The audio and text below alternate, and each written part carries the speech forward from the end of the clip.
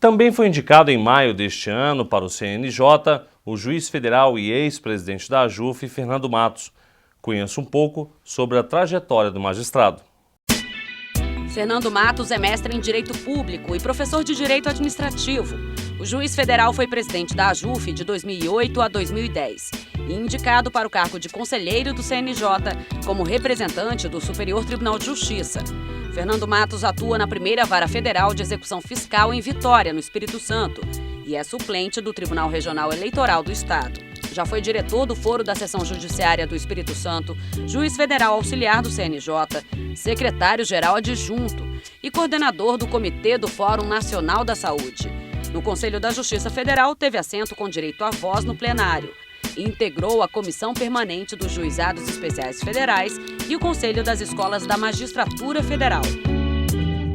O Justiça para Todos de hoje recebe em nosso estúdio o ex-presidente da Associação dos Juízes Federais do Brasil, o juiz federal Fernando Matos, que tomou posse no dia 1º de setembro como conselheiro do Conselho Nacional de Justiça. Doutor Fernando, é uma satisfação recebê-lo aqui no Justiça para Todos. Samuel, é um prazer estar aqui mais uma vez. Doutor Fernando, o Conselho Nacional de Justiça divulgou o Justiça em Números, que é uma radiografia do Poder Judiciário. De que forma essa ferramenta pode colaborar no planejamento ou na administração pelo CNJ do Poder Judiciário brasileiro? Samuel, como você disse, o Justiça em Números é uma importante radiografia do Poder Judiciário. Por quê? Porque você não consegue planejar aquilo que você não conhece. E hoje a cada ano você agrega mais funcionalidades ao Justiça em Números.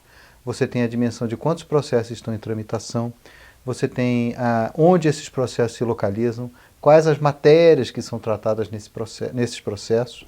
Então isso permite o quê? Que o CNJ adote políticas em conjunto com os tribunais para que esses processos sejam julgados num tempo mais razoável. E como é que está a Justiça Federal nessa radiografia? A Justiça Federal aparece bem. Houve um crescimento da demanda do ano passado para esse, de cerca de 20% dos casos. Ao mesmo tempo, a Justiça Federal tem investido maciçamente na virtualização, então grande parte dos processos hoje, quase 90%, já são autos virtuais na primeira instância. A Justiça Federal também ela se apresenta como um exemplo e um modelo para as demais justiças. Por quê? Porque ela já tem uma política consolidada há mais de 40 anos de valorização do primeiro grau, ou seja, mais de 80% dos recursos humanos eles estão localizados no primeiro grau. E, além de tudo, a Justiça Federal, exatamente porque tem uma política muito voltada para uma racionalização da execução fiscal, conjunto com a União e suas entidades, ela tem ainda representado uma justiça que, através dela, se arrecada mais do que ela gasta. Então, esse me parece que é um balanço extremamente positivo. Hoje, a Justiça Federal, entre todas as justiças, é a que mais investe em informatização, é a que tem mais processos virtuais? Quase 90% dos processos já são virtuais.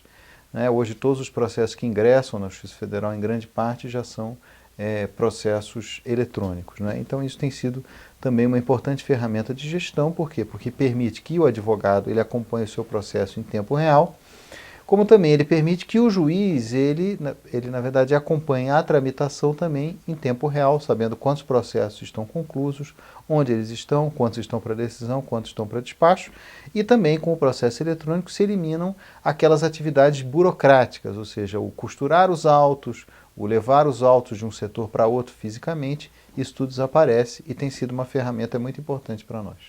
Doutor Fernando, antes de ser conselheiro do Conselho Nacional de Justiça, o senhor estava no Espírito Santo como diretor do Foro, ou seja, o senhor estava afastado da jurisdição, mas como gestor. O juiz federal, o magistrado, está preparado para ser gestor, para planejar, para administrar? Me parece que o juiz, como o gestor, isso é uma atividade da qual ele não pode se afastar. Por quê? Porque os juízes, os desembargadores, eles conhecem a realidade. Não é uma atividade que vai ser exercida exclusivamente pelos juízes. Primeiro, nós contamos com servidores efetivos na Justiça Federal muito preparados e muito capacitados. E, além de tudo, o Conselho da Justiça Federal tem adotado uma série de mecanismos para ouvir a sociedade, ouvir os advogados, ouvir os nossos usuários, e isso, em grande parte, é desempenhado pelos diretores do foro. Essa é uma outra iniciativa que o próprio Conselho Nacional de Justiça tem tentado expandir para os outros ramos da justiça. Por quê? Porque a administração do primeiro grau na Justiça Federal não é feita pelo tribunal, ela é supervisionada pelo tribunal, ela é coordenada pelo tribunal, mas ela é desempenhada pela primeira instância, ela é desempenhada pelo diretor do foro, pelos diretores das subseções judiciárias, como inclusive ordenadores de despesa e responsáveis pela política de pessoal da Justiça Federal de primeiro grau. O CNJ também tem investido muito nessa área de mediação e conciliação, não é isso, doutor Fernando? Na verdade isso é uma mudança de cultura. Quando se diz assim, que para cada questão um processo, isso ao longo do tempo vai ter que mudar. Por quê? Porque o juiz brasileiro ele é um juiz extremamente produtivo. Mas ao mesmo tempo, você tem hoje quase 100 milhões de ações, não é, tramitando no Poder Judiciário. Entram cerca de 30 milhões, os juízes conseguem dar cabo de 28 milhões, mas de um ano para o outro sempre ficam aí 2, 3 milhões de ações. Então como é que você vai resolver isso? Você não tem mais como aumentar a estrutura para atender esse tipo de demanda com um juiz para cada processo, ou um juiz para um número X de processo. Então você vai ter que adotar técnicas, por exemplo, primeiro, as pessoas satisfazendo espontaneamente os seus direitos. Ou seja, eu tenho meus direitos, mas eu também tenho as minhas obrigações. Eu tenho que cumprir com os meus deveres.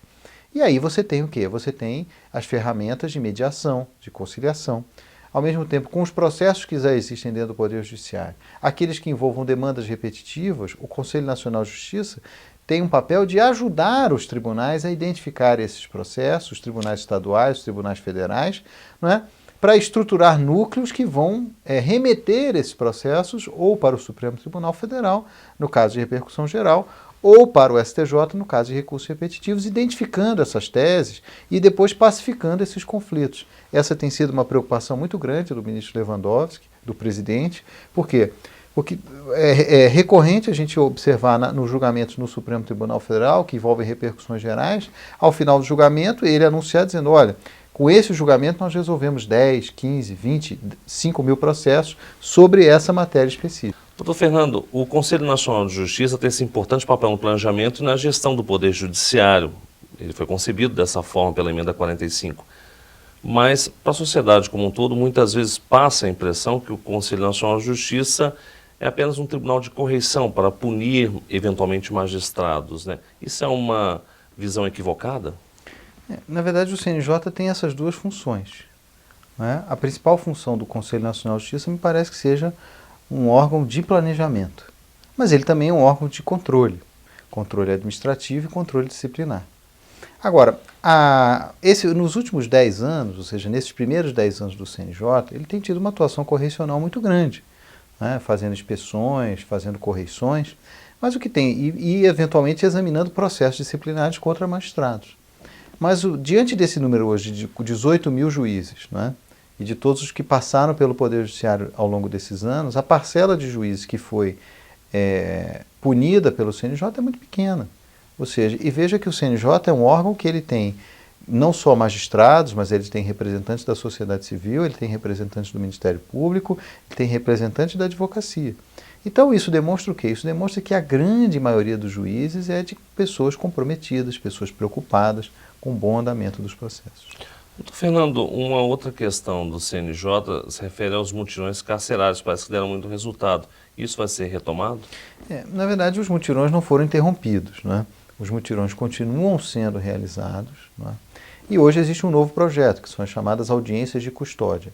Isso cumpre com compromissos internacionais do Brasil e, recentemente, o Supremo Tribunal Federal, inclusive, determinou, após essa iniciativa do CNJ, que todos os tribunais implementassem, que garante o quê? Garante que o preso tenha direito de estar na presença do juiz em até 24 horas da sua prisão.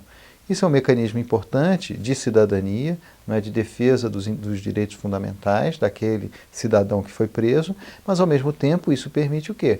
Que aquele caso que não seja um caso de permanecer preso, ele continue sendo investigado, ele seja eventualmente denunciado, mas ele não vá para o sistema penitenciário. Ok, doutor Fernando, obrigado. E o Justiça para Todos de hoje termina aqui. Participe enviando a sua sugestão para o e-mail imprensa@juf.org.br. Você também pode assistir ao programa pela internet, na página da JUF ou no canal da associação no endereço youtube.com/tvajuf. Obrigado pela sua companhia e até a semana que vem.